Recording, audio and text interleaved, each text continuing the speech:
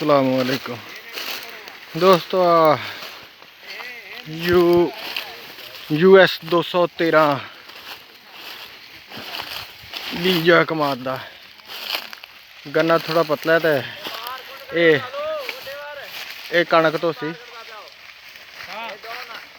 तो सी माशाल्लाह वजन इंशाल्लाह अच्छी दी होगा।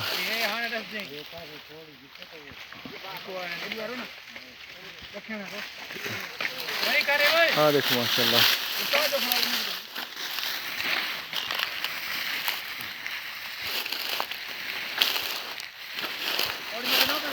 गन्ने माशाल्लाह सफाई सफाई अच्छी की है। लेबर नहीं जाता